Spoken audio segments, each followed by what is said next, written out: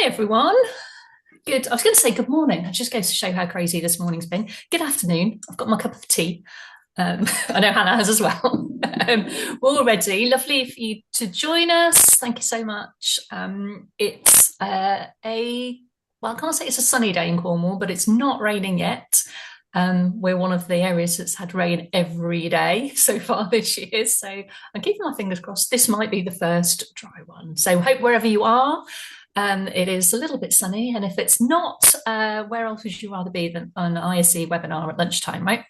And we were just chatting before we joined. This is, the topic of the moment, so it's very well timed. It's going to be really informative and interesting.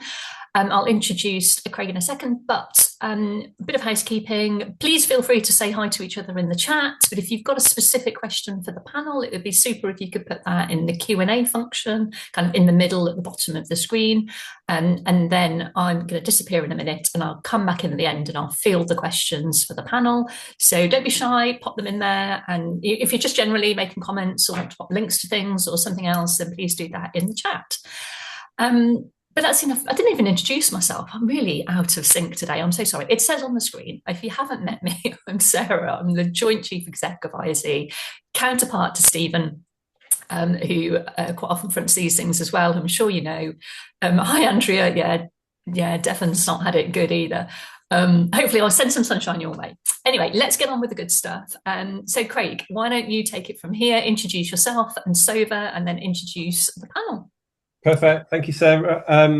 So welcome, everybody, and thank you for taking some time out of your day. I am Kraig Payne. I work for a company called SOVA. I've been in and around TA now for about 20 years. The first half of that, all practitioner stuff in-house mainly, and then the second half very much in the TA tech world. SOVA, if you don't know us or haven't heard of us, or maybe you have, but you're not quite sure what we do, well, we are an end-to-end talent assessment platform. Main products really lie in the assessment space, but we also have video interviewing and virtual assessment centres. And really, we're all about helping organisations, two of which are on the call today, hire far more fairer and efficiently. And we have a bunch of science-backed assessments alongside those other products that a bunch of people use. So if you're interested in anything we do, you obviously know how to find us. But yeah, today is all about volume. So I work with a lot of our customers, and this topic of increased candidate applications is becoming more and more and more talked about. It really is. So it sounds like it is among the ISE community as well. So very timely indeed. But that's me, that's SOVA. We've got two of our really fantastic customers on the call today as well, Hannah and Devi. So I'm going to hand over. Hannah, do you want to go first and say hi? Yeah, absolutely. Thank you, Kraig. So similar to you, I've actually been in recruitment for around 20 years now, so which really shows my age. So probably shouldn't have said that first. But yeah, I look after all things for early careers recruitment for Nationwide.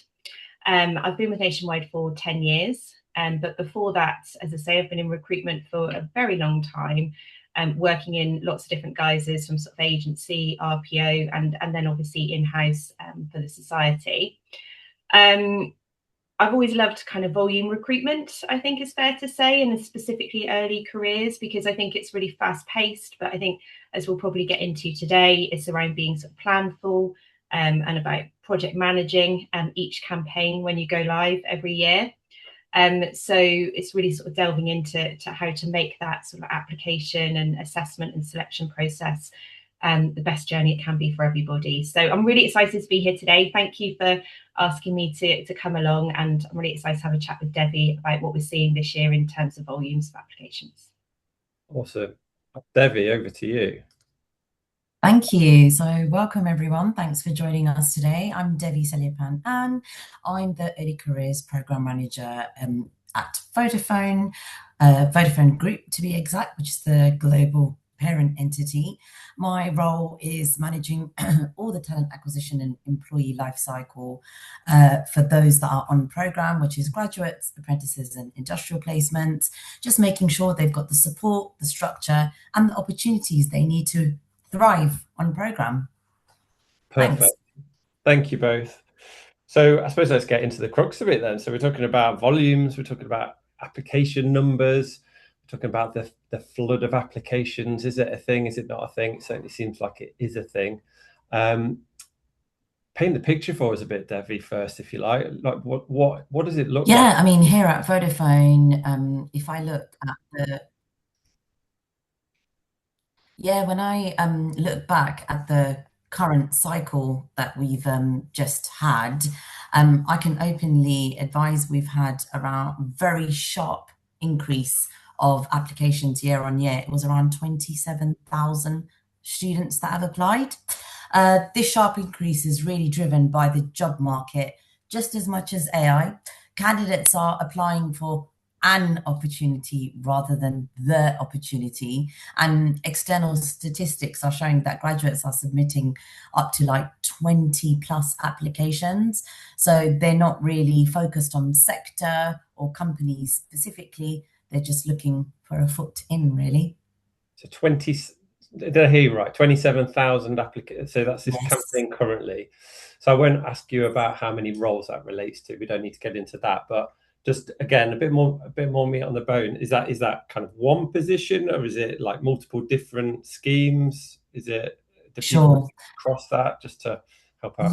Yeah, unfortunately, I can't divulge how many roles that is, but it's split between 9 different streams, so 9 different business areas that are taking on graduates, and that streams being different programs.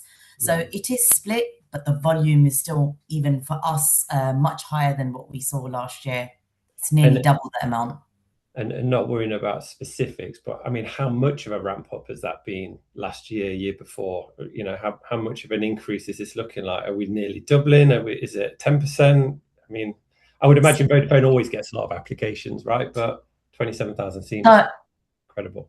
We do tend to get a lot of applications. I did do my bit of research before I came along, and it is genuinely doubled year on year. I can openly advise that. Yeah, I mean, it must be the job market at the moment, but it's definitely doubled. So the good news is obviously your team's doubled in size, your budget's doubled at the same rate, right?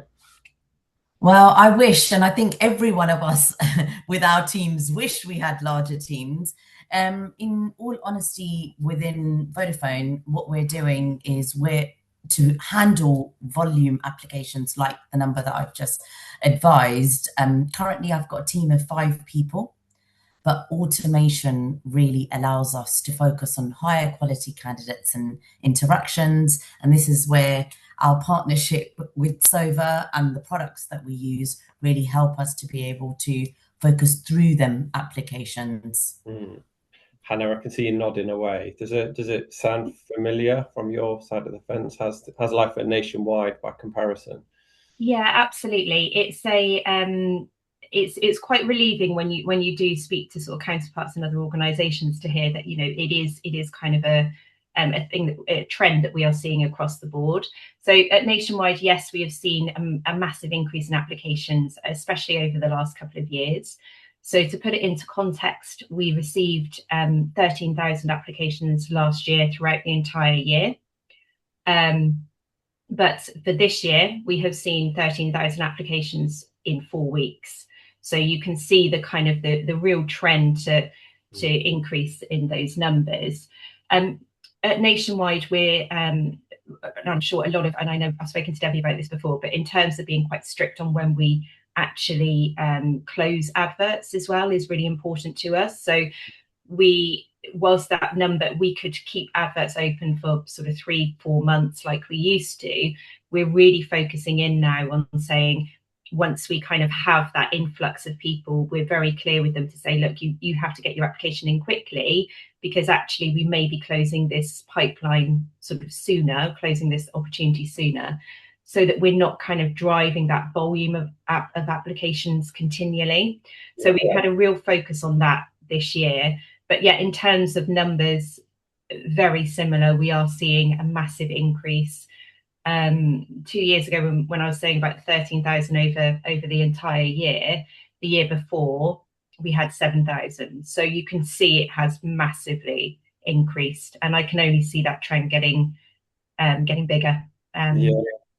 I mean, it's incredible, isn't it? That's such a steep rise. I mean, we'll get into AI specifically in a bit. That's sort of like a subtopic we delve into, isn't it, as to whether that's got a big influence on this. But again, like team size to deal with that kind of volume, what does it look like for you? Yeah, so I have a team of 4 people to deal with the specific recruitment. That includes assessment events and everything like that. But I think in terms of the actual management of the online assessments, keeping that sort of pipeline moving, there is also an admin sort of side to that as well. So, you know, making sure that our emails and everything like that is kept up to speed, and that candidates are kind of progressed through and helped through that journey is really important. So we do have a team of 4 people dedicated to it, but also with that additional uplift of administrative support in our sort of busy periods as well. Yeah, it's huge, isn't it? Just for the audience, we've got a couple of polls we're going to run today, and actually I think this is the best point, Liam, if you're listening, to run the first one. So those listening, if it's relevant, if you're in this sector and you're kind of in this world, I think, it's just popped up. If you could answer this for us, it'd just be great to understand if this is a trend that you're all seeing as well. So compared to a couple of years ago, do you feel like your application volumes are going up, down, sideways, or what have you? And let's see what the outcomes of that is. But Hannah, I wonder, Devi mentioned about almost, I would put it down as commitment. So are you seeing the same sort of trends, or picking up on the fact that you think some of these candidates they're hedging their bets to some degree? They're applying for, like, maybe the volume is going up for applications for everyone because candidates are applying to more schemes generally, as well as individual schemes gaining more attention. Do you see that as well? I think it's fair to say marketplace conditions have definitely impacted numbers. Definitely. I think it's quite difficult for Nationwide because obviously we've been through a rebrand, and we've had a big sort of push on our attraction and our careers site as well. So there's a number of contributing factors, I think, that we see that have added to those increase in volumes.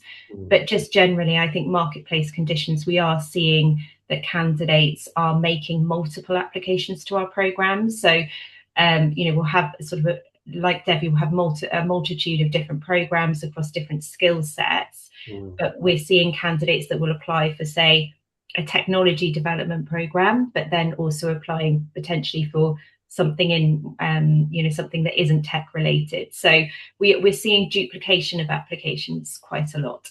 So yes, that mirrors kind of what Devi was saying.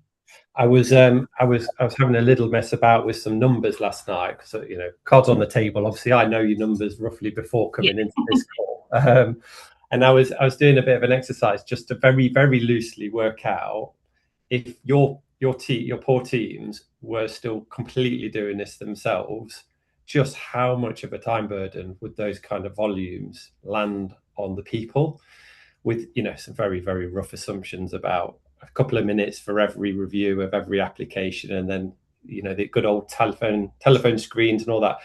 I won't share them because they're only loose, but the numbers were massive, as you can well imagine. It's a bit mind-boggling, isn't it, in terms of how we used to recruit 10 years ago, and it would just break. It's that simple. It really is. But I suppose if we take this on then, in terms of the application numbers are growing almost exponentially, you might say, like the trend in recent years at least.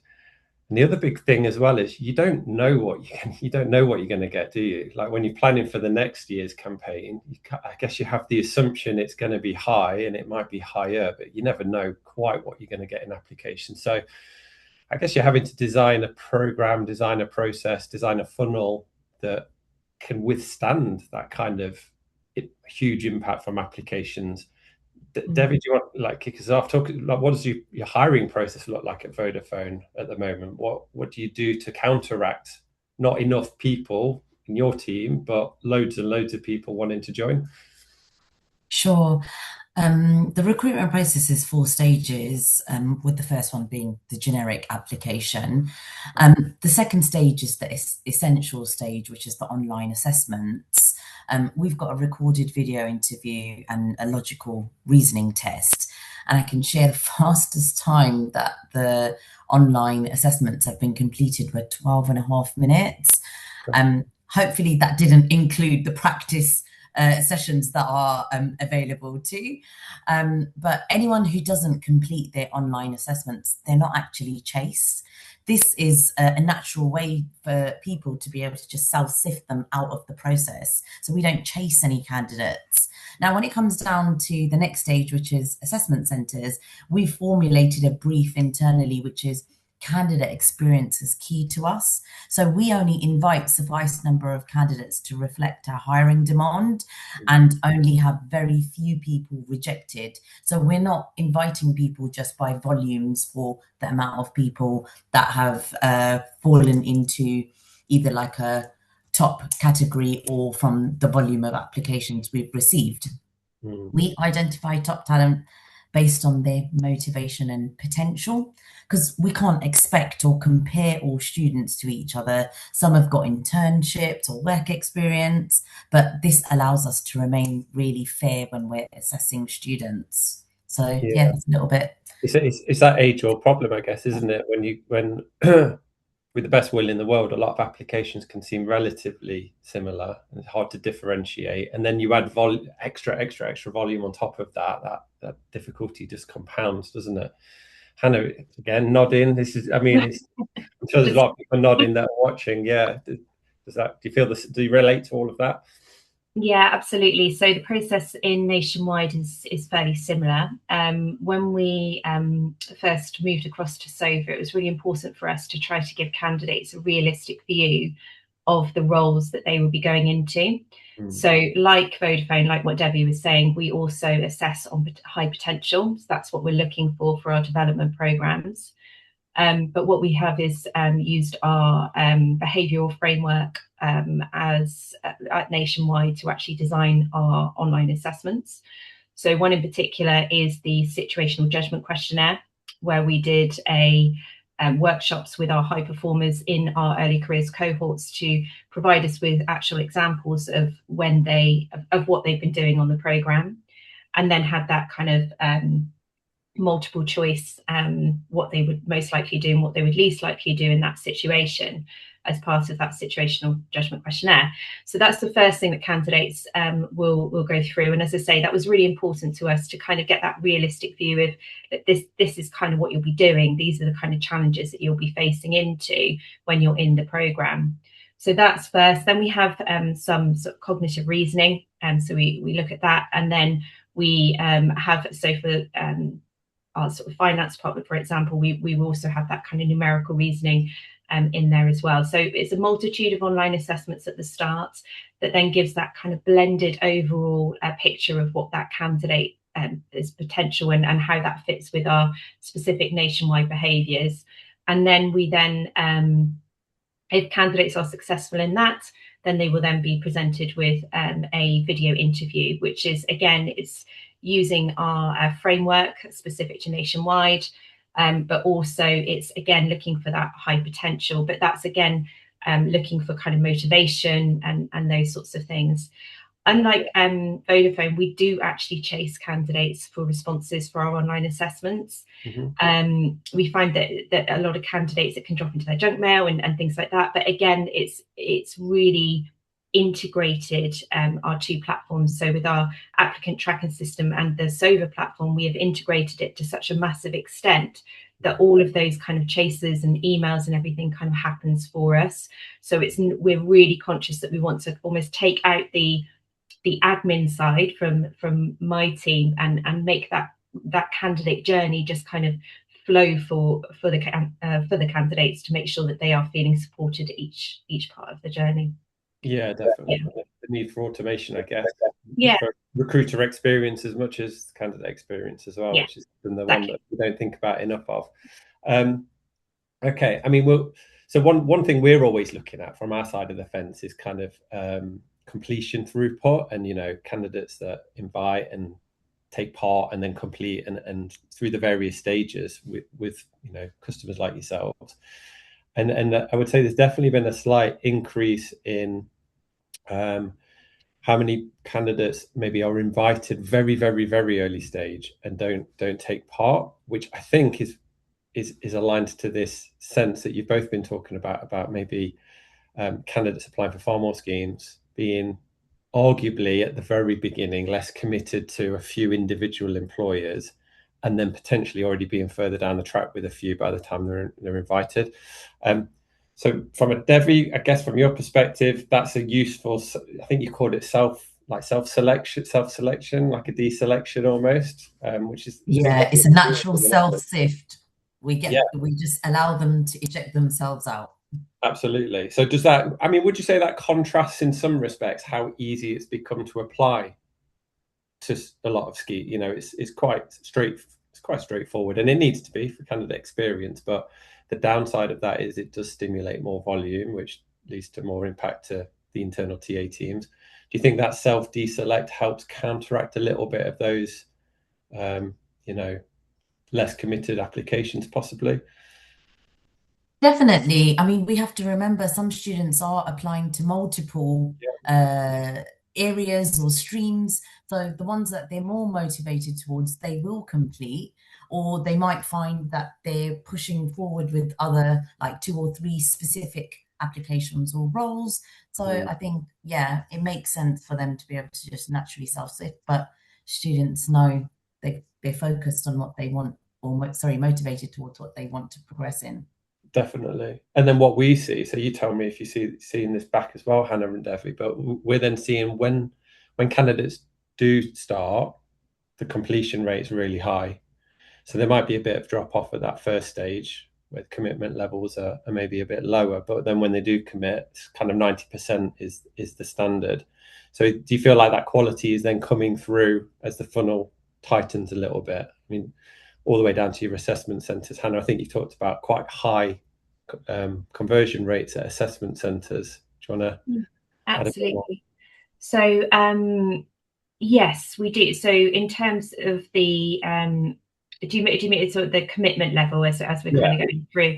Absolutely. So I think what we found is once candidates click on the link to go into the platform and complete the online assessments, it's quite linear. So candidates will just go in and complete each of their online assessments in one go. So once they click on it, we find that the completion rate is really high. As I say, whilst we absolutely need an automated system to be able to manage the volumes of applications, like you were saying, Craig, we literally physically could not have a team big enough to be able to deal with the thousands that we get in such a short space of time. You need an army, wouldn't you? You need an army. Exactly. Yeah. It feels like an army sometimes when we go live, but I think what's really important is the fact that it's making sure the candidate still feels connected to the organisation, even though they are going through kind of a mass recruitment assessment process. So which is why we kind of really put a lot of emphasis, as I said, on it being very specific to Nationwide. It's bespoke online, that bespoke online assessment at the start. Everything's kind of Nationwide branded. When we're doing the video interview, the questions are actually asked by cohorts. So it's early careers people who are actually asking these questions as part of that video interview, which again, it is still automated, but again, we're just trying to give them that little bit of Nationwide, I guess, as part of that process. But what we have found is when candidates get to that assessment event, our conversion rates are really, really high. So, we put people through their paces right at the start, and we recognise that. But we also, like Debbie was saying at the start, we don't want to invite more candidates to that final stage and put pressure on them than is necessary. So we're very much around, we'll get the right people to that final stage, and then because of that and because of the journey they've gone through, we do get high conversion rates at that final stage. Fantastic. Which is where you really need them, right? So you're ultimately, I suppose, trying to get to the best of your candidates from your application pool as quickly as you can, and ideally with as much support as possible. Yeah, absolutely. Try and get that balance of human versus tech. Poll number 2 for everyone watching. So Liam, if you can launch this one forward for us. So while we're talking about funnel, again, if you're listening in, this one's really about if you use assessments of some variety, where do they sit in your funnel today? Because it could be at any different stage, but is it first step, after CV screen, just before the assessment centre, or obviously you don't run them at all? So if you're in this world, add your selection now, and let's see what the outcomes are. Cool. Okay. Well, we've danced around it a little bit. Let's talk about AI because everybody's talking about AI clearly for lots of different reasons, but pertaining to this world and our early careers campaigns and whether it has had an impact on volume. What, Devi, let's bring you back in first. Not heard from you for a little bit. What's the opinion on AI for early careers at the moment at Vodafone? Do you embrace it? Do you see it as a challenge? Do you see it as cheating? Kind of where do you sit on that continuum? Really good time to ask this question because only last week we launched some really key information on our careers website, which is to advise our candidates and students applying how to utilize AI and how not to use it. So we've launched a new application top tips page, just practical advice, including how AI can support candidates with their application prep.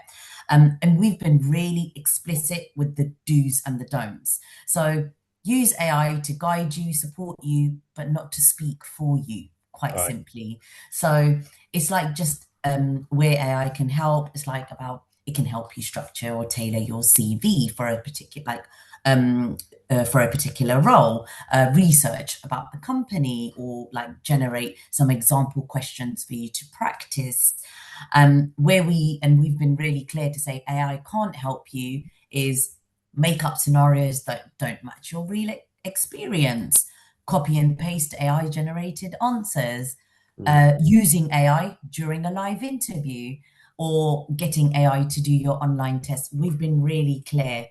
So at Vodafone, we've got half of our workforce utilizing AI, and we are in partnership with Microsoft. So we're happy for the use of AI, but in the correct way. It cannot replace that human touch.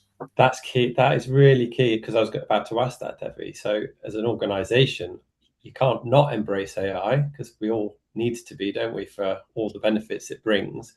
And I guess we want our next generation of talent and leaders to embrace it and carry on that momentum. But to your point, it's use it appropriately, definitely. And do you do anything around kind of monitoring if you think people are using it? I mean, we have stuff in our product and whatnot, but are you at that stage yet where you keep an eye on any flags around whether you think candidates are using AI to help?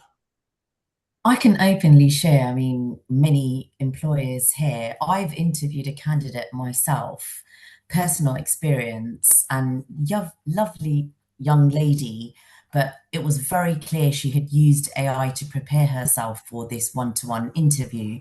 Now, I say that because one, she had a script in front of her. Now, she could have prepared that, or she either had AI or like a tablet or something in front of her that she was reading from. But the sad thing is, when I asked a question, the answer that she gave me, and I probed her, she wasn't able to move away from the example that she was given. Right. Now, this is where like young students don't realize it's great to utilize AI, but it can't do the job for you. Hence the reason you need to be able to provide real life examples, real experience, and be able to give your opinion on the situation, whether that's you're putting them in a situational based question, or you're really probing to see how did you feel in that moment. You can't stick to what you've prepared, and sorry to say, but AI is not going to give you the answer. Yeah, no, that's definitely fair, isn't it? But I guess in all fairness, and maybe this is one for the audience, if they've not quite gone as far as you have yet, and I think Hannah, I think you got similar, haven't you? We'll chat in a sec, but if you don't tell candidates what the expectations and the guardrails are, I suppose we can't be too surprised if they do try and overstep and use them in ways that we might not want them to. So it'd be interesting, I suppose, to see if now you have all this guidance set, whether that changes the behavior and you see it used in a far more productive, positive way going forward, and less, trying to cheat's a very strong word, but cheat the system, if you like, try and gain the advantage by doing something that isn't your own genuine representation of yourself. Hannah, what's your take on AI? What is it any different? So nationwide stance is very similar. I think we're very clear with candidates that we are okay in terms of them using it to prepare themselves for the assessments, but in terms of actually using them to answer assessments is something that we don't recommend, and we are quite clear on that on our on any kind of communication that we have with our candidates. It's really difficult, like you're saying though, to enable to, because I've seen it like Devi, you know, especially in the kind of the video interview part, we think, but it's very difficult without kind of really a real sort of like tech behind it to be able to say for definite this gives us some kind of proof points that this person is using AI. So I'm always really cautious about it, because we get that feeling, it kind of feels like it's prepared, but without any kind of data to back it up, it's really difficult for us as an organization to kind of pinpoint that on the candidate. So it's trying to find the balance. And I think that's kind of where we are as an organization at the moment in terms of our guidance for candidates. But I think our kind of step forward, and I envisage over the next couple of years, we'll be trying to gather that data. So trying to actually understand how prevalent it is and at what point of the assessments we think it is used. Like I say, we have the feeling it may be at the video interview, but again, without that data, it's really hard to back it up. We have moved to face-to-face interviews and assessments at our final stage. That not so much around the AI is a reason for that, but more a case of we want that engagement with our candidates to kind of come back into the office and have that experience of being in an assessment centre face to face with. What was the driver to virtual? Was it COVID or was it? COVID, yeah, COVID, yes, absolutely. Which is when we kind of first came across to SOVA in that first instance. So yes, it was moving across there, but I think we do a balance of the two. But I'd say there's definitely more appetite now for candidates, but also from our functions to actually move more to face at that final stage. Does it feel like your kind of human to tech balance is rebalancing? Yeah, for exactly that. Yeah, absolutely. That's good. I mean, coming back to the AI thing, I mean, it's a big topic for us, as you can imagine, and various other providers as customers are trying to navigate this themselves and learning from one another. And I'm sure there's people in the audience that might have a similar or different view and take on this. The whole world of proctoring and trying to keep an eye on candidates and indicate behaviours it's a difficult one. And I think where we're at is we provide the functionality to suggest, but it's a flag at this stage. It's not something to make a decision on, because I guess ultimately Devi as well, if somebody is using AI at assessment stage or even VI stage, if you're then coming through to an assessment centre and it's in person especially, you're going to get unstuck, aren't you? You think? 100%. Yeah, no, 100%. It's like no matter how much you prepare, there is that personal motivation, that individual drive that we are looking for in answers. And this is where I said we interview based on motivation and potential, and Hannah said it as well, because we're moving from the basic questions asked for how AI can help you prepare to what we're specifically looking for in individuals. So yeah. And there's the biggest advice, isn't there, which I guess is in your guide. You know, at some point you're going to come unstuck if you're not using it for the right things in the right way. So protect yourself as much as anything.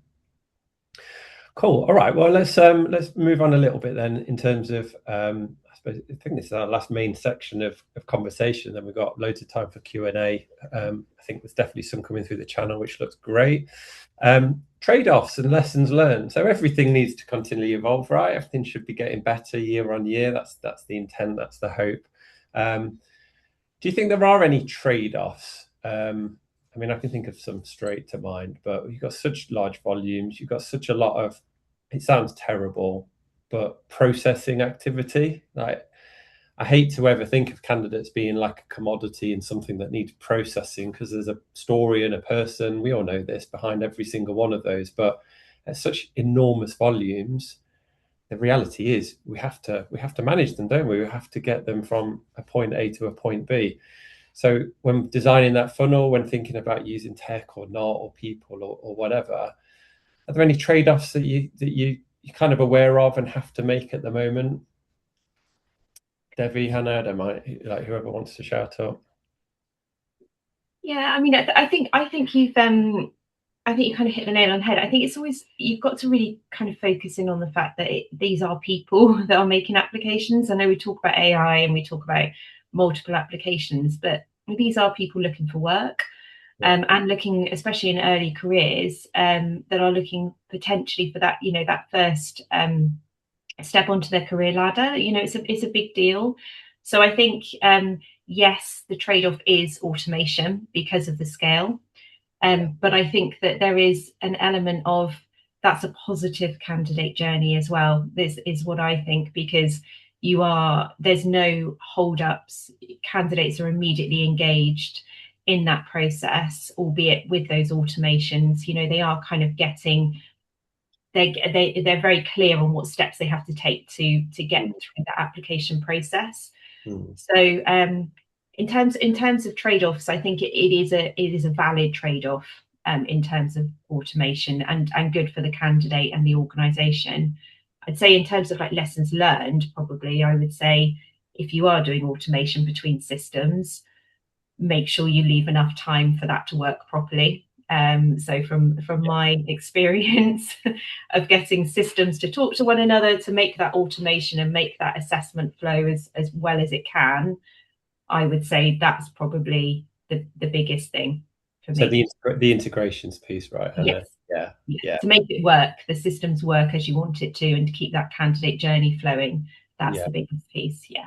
Do you think, just coming back to the automation bit for the candidates, do you think people dislike automation, or do you think it's a kind of accepted because in our other world, in our consumer world and buying stuff online, and there's so much there, isn't there? So much tech-enabled automation, everything. Do you think, particularly in early careers where it's a lot of first jobbers or starting careers, do you think there is a gap in terms of more human touch earlier on, or do you think it's candidates are kind of okay with it?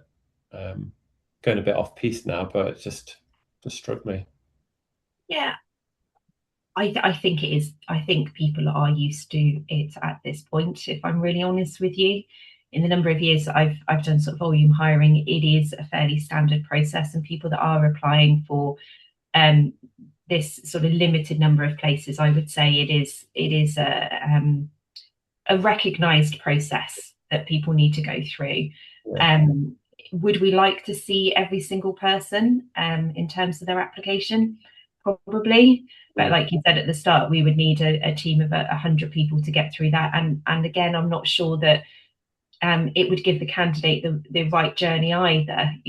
Candidates do want to go online, make the application, be engaged in that process, but they want to have that speed as well.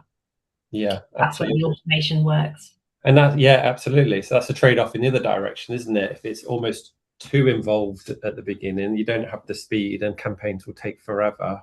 You'd lose candidates in light of others, and that makes a lot of sense. It really does.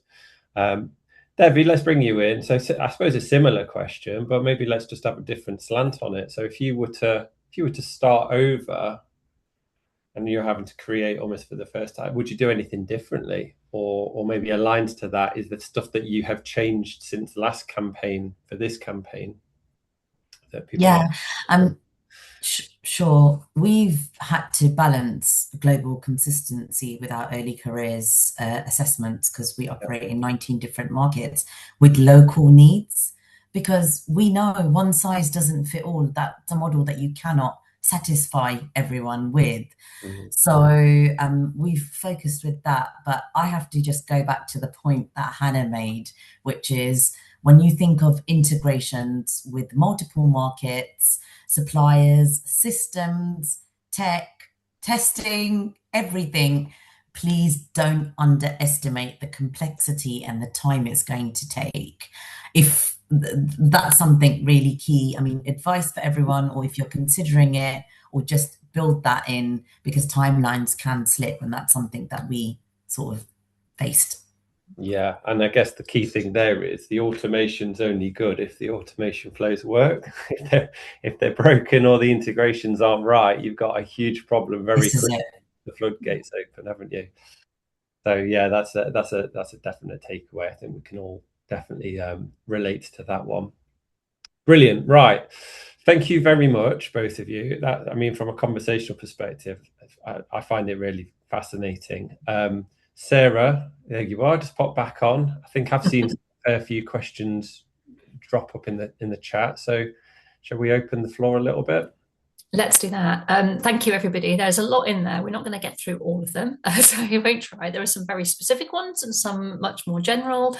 I will say that if we don't get to answer your question, Kraig will have all of these and can put them to Hannah and to Devi, and if there's something specific, we can come back to you in. I know some of you are anonymous, but we'll find a way to capture this. So I'm going to dive into a couple that are linked to this, which is around, so AI, and other things creating so many more applications. And I know this from some of the other chat between ISE members, that is causing, in some cases, a shorter window. So I think there's two things in that are being asked. One is, a written application takes a lot longer to do the research, to get your case study together, to do all of that. Is there a risk that you're missing out on decent applications by shortening windows, or that? And also, how does this fit with the same question, but around those that maybe have neurodiverse or other characteristics, which might mean they do need more time to prepare? And so is that, I can understand absolutely why, is that thing you were saying, Kraig, about balancing, the recruiter need and journey and the candidate one. But what are your thoughts, if you've taken that into consideration, if you have done or thought about shortening those windows and the impact that might have? Yeah. Absolutely. So from our perspective, in terms of shortening the windows, first of all, we're really clear in terms of our adverts that this is a possibility. And when I say shortening the windows, I say usually it's by about a week sometimes that we would close it. So we always give a good sort of month or just over in terms of our application window. And we're really clear with timelines for candidates throughout that part of the process. We also, obviously, as I know all organisations should or do, is offer any kind of reasonable adjustments that are required as well. So whilst we have a sort of deadline of completion of online tests, there will also be opportunities for candidates to ask for any adjustments that they need as part of that process. None of our assessments are actually timed either. So we are very clear about that, and that is really that is something that we have purposefully put in place as well. So they can do part of the assessment, walk away, and then come back and do the remainder part of that. So we have got that flexibility. We are very much trying to include as much support as we possibly can for our candidates at that beginning stage. Yeah, I hope that answers the questions. In terms of, actually, Sarah, you mentioned at the start around the written assessment and how do we feel like we get enough from candidates from that instead of using kind of their own responses. What I would say with that in my experience is that if you've got somebody reviewing that, it can be open to subjectiveness as well. So this is why we've taken out the CV as part of our assessment process. Candidates, especially in the early career space, will not be, like Devi was saying, we're looking at kind of the strengths as opposed to potential.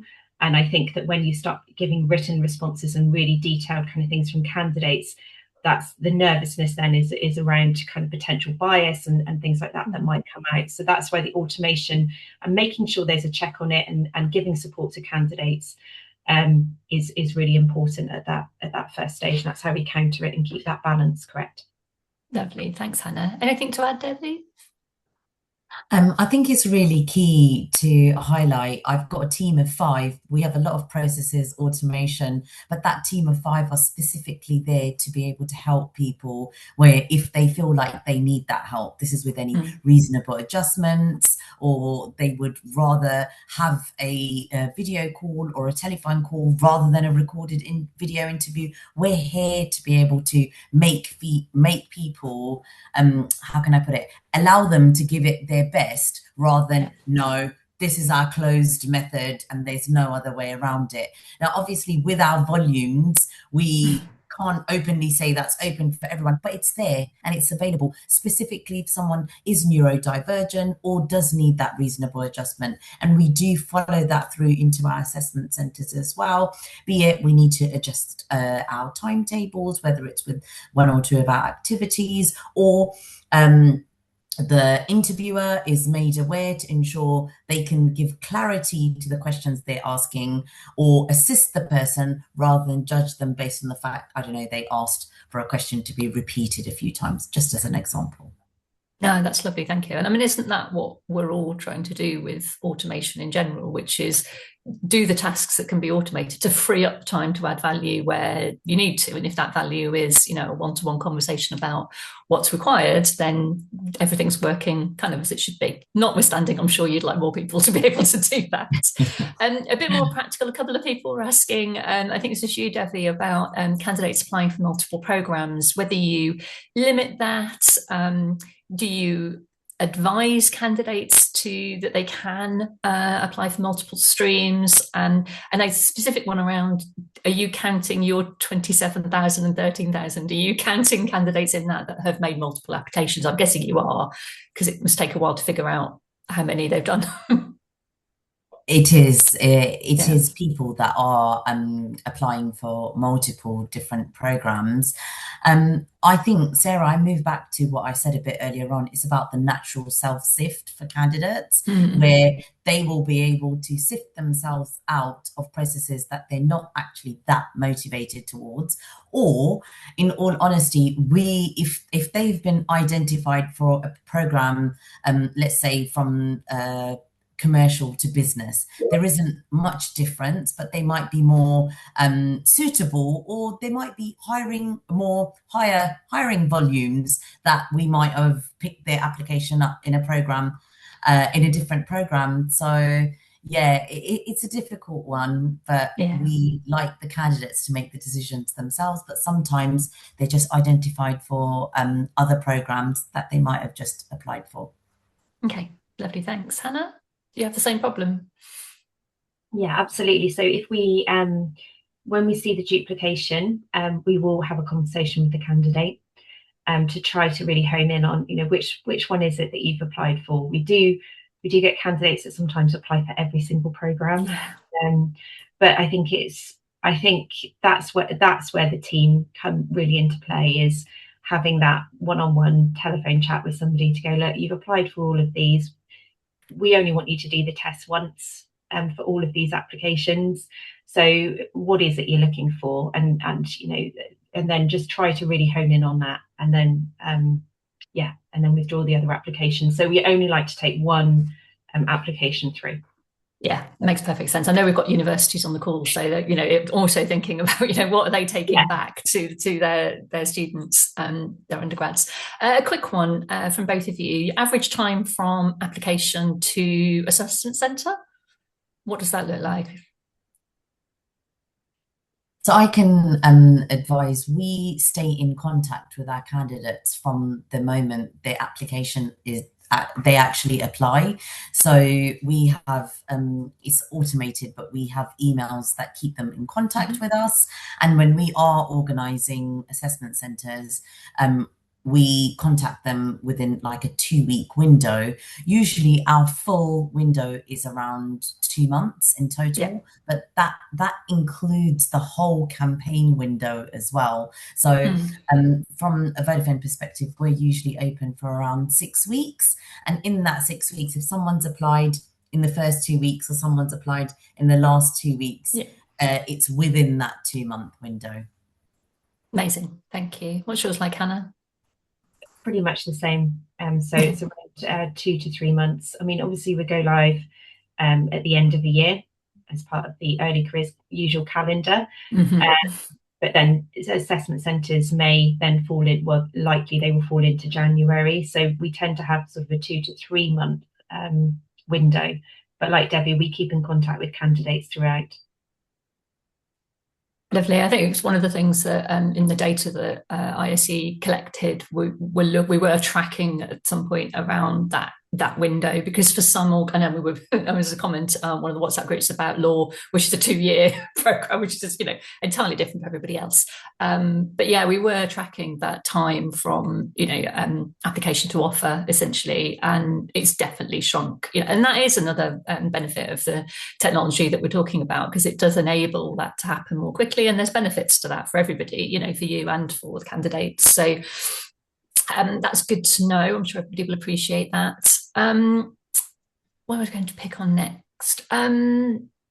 Susanna asked whether you find that candidates are pulling out at offer stages as they haven't been able to build loyalty relationships within the company. So I guess that's part of that. What does that window look like? And you were saying, Devi, there are plenty of communications that are going out. So if we're talking, I think there's a combination of things in there. If we're talking about mass applications and little focus in some cases on that journey through that actual role that they want to apply for, and also the sort of time shortening and whether there is an opportunity to build that loyalty. Are you having problems with people pulling out at offer stages, or, as I think you were saying at the beginning, actually that part of it is pretty well managed and you're quite comfortable and confident with what those numbers look like? At Vodafone, we've been quite good at connecting with our people, and this is whether it's students or even with experienced hires on the TA side. We are not just saying, oh, Vodafone's doing these great things, or look at our newest initiatives. We're actually having our people currently on program share their day in the life or what impact they're driving through their work. And this is connecting with people. And we do this we actually do it throughout the whole year, but at offer stage, we've got post offer to when they actually join us, we've got multiple events or like even key pieces of information that we share with them that they're able to connect with people. It almost brings things to life for how it's going to be for them as well. So in that way, I mean, we're all in student recruitment, you're always going to have reneges. There's nothing you can do about that. But this helps people be able to connect better, build that loyalty, and we just keep them connected with us. Lovely. What's yours look like, Hannah? Very similar, actually. We have a really strong sort of post-offer engagement program, that we make sure that from the point of offer that the person actually feels part of the organisation, and that's really important to us. So we are yes, that's the way we kind of manage it. We aren't seeing that many reneges, I'll be honest with you, over the last couple of years. I think the competitiveness maybe in the marketplace means that we are actually getting people that really do want that role at that final stage. And I think, again, if I think about ISE's data on this, we go back probably 2 years and beyond. Reneges was top of the list of people's concerns, because it just went through the roof. But I think it does shift with the economic cycle. And I think, part of that is the headlines that we've talked about and all the negative stories, and so people putting in lots and lots of applications. But if they're getting to that point, it's not like I think it was maybe 4 or 5 years ago, where they're holding lots of offers and feeling like they can cherry pick it. They really want, when they've got to that point and you've got all your contacts right and you've got that loyalty and they understand what the role is and they've gone through the process, they do want that. So I think that dial does shift quite a lot, which is good to know. It's one less problem to deal with, I suppose, in the world. A couple of bits around video interviews, if that's okay, if you wouldn't mind just dropping back into that. So how are video interviews assessed, and how you get past that process? Is the next stage just based on the outcome of the video interview, or is the system that you're using and able to look at the whole of the application? I think it's people trying to understand, and I'm not sure who's asking these questions because they're anonymous, but I think it's really trying to get a picture of the reality of what a student experience is like, and as we were saying earlier, whether they're being assessed, what point they stop being assessed by technology and they start being assessed by humans. So if you wouldn't mind just touching on that again, that would be helpful. Hannah, why don't we do you first? So from Nationwide's perspective, all our video interviews are watched by a human and assessed by a human. So they're obviously very strict scoring criteria to keep that consistency and fairness across all of our video interview scoring, but they are all assessed by a human. I don't know, it kind of scares me, the thought of an AI doing that assessment of video interview, if I'm honest, but I do know that there's some great tools out there to be able to do that. But no, we at Nationwide do actually score ourselves. That must be quite a volume then, in terms of the numbers you're talking about. Exactly, and that's why we have our additional team there to be able to support on that. So we do, we are talking in the thousands of video interviews that we end up scoring. Amazing. How's it for you, Devi? Are we saying, the outcome of the video interview is what determines the assessment centre invitation, or is it more broad? I think it's really important that we understand what are we trying to assess from the video interview. See, for us, we're focused on clear communication. Are they able to sort of really put the story out there or explain themselves well? And similar to what Hannah said, although our volumes are so high, we cannot review every single video interview. We do actually focus on reviewing the shortlisted candidates because we utilize both our online assessments scores rather than just what comes out from the video interview and then what comes out of the test. They both are a balance. So it's really important what it's being used for, and respect the fact that this is the most you can see from a video interview as well. And then we move on to assessment centre. Lovely, thank you. I'm conscious of time, so I'm just going to ask somewhere up the chain of messages, but somebody asked, what is the one piece of advice you would give to an undergraduate right now who's, going to go through the process next time around? Like, how do they get to stand out? How can they make an impact? How can they, if they're using technology, how can they do it effectively? If they're not, how can they make sure they still, can have an impact? What would your one piece of advice be? I'm happy to jump in. My one piece of advice I give to all students is make sure you do your research, because the most important thing, and I think as employers, a lot of people want to see is how an individual can connect to the company. And there was a question I saw, it was around how do you assess based on motivation or potential? I'll be really frank with you, it is that. It's about how an individual can see what the company's doing or driving and be able to connect themselves to that. And in all fairness, as experienced professionals, we know and we are seasoned in doing this, but as young students, maybe it's the first time they're interviewing or it's their first job, they probably wouldn't hit the mark with this. So if you are a university or a careers person, I'd probably advise them, do as much research as you can on the company and then connect that back to yourself. How long have we been saying that for? As long as I've been in the industry anyway. Thanks, Devi. Anything to add, Hannah? No, exactly the same as what Debbie said, really. I think that make sure that you know what you're applying for. So, have a look, really read the adverts and make sure you're picking what's right for you. Lovely. Thanks, Hannah. Kraig, a final word from you maybe before we wrap up?